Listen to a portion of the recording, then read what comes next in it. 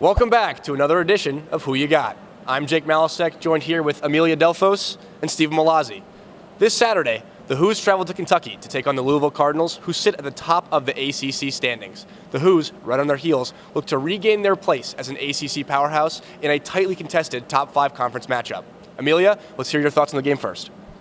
Well, first of all, the Who's are 6-1 at the KFC Yum Center, with our last appearance being in the Elite Eight last year against Purdue.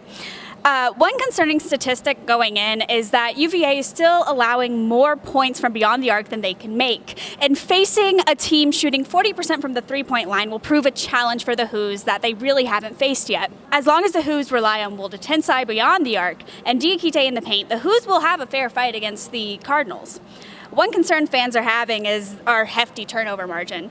But fans can rest assured that Louisville's turnover margin is only 0.2 less than the Who's 12.8 average, so that really shouldn't be a concern going into the game. You're right, Amelia. Three-pointers have been scarce with the departure of Kyle Guy, Ty Jerome, and DeAndre Hunter, all to the NBA draft. It's going to be an interesting game with the turnover margins as well. Stephen, let's hear your side of things.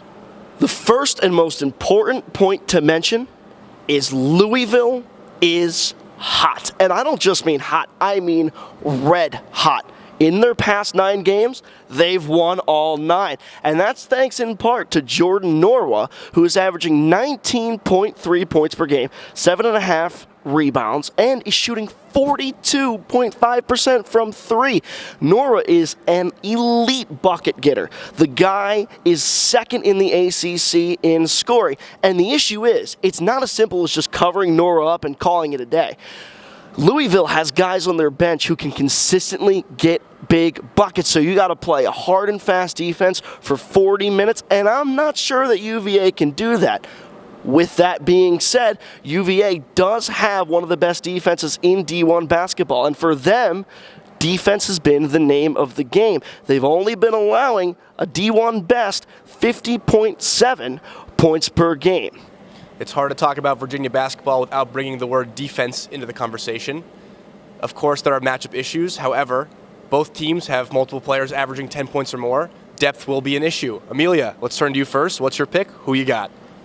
I gotta go with Virginia by like a 0.5 margin.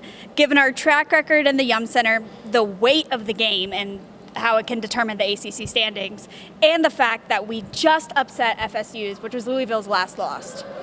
This does feel like a must-win for the Cavaliers to keep their tournament hopes alive. I know most fans don't want to hear that, but Stephen, let's hear your side of things. I got some bad news for you.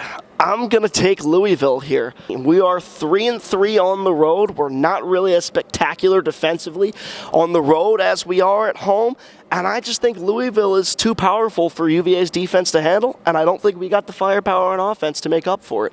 Jake, who you got? Well, I like to lean here with Stephen. I think Louisville has way more guys, especially throughout the bench, that can get buckets. I think that the point margin in average team scoring, Louisville's 75 to UVA's 56, is going to be too great of a challenge for the UVA defense to cover. And for that reason, unfortunately, I'm going to take the Cardinals as well. We hope to see you guys all watching the game on Saturday at 4 p.m.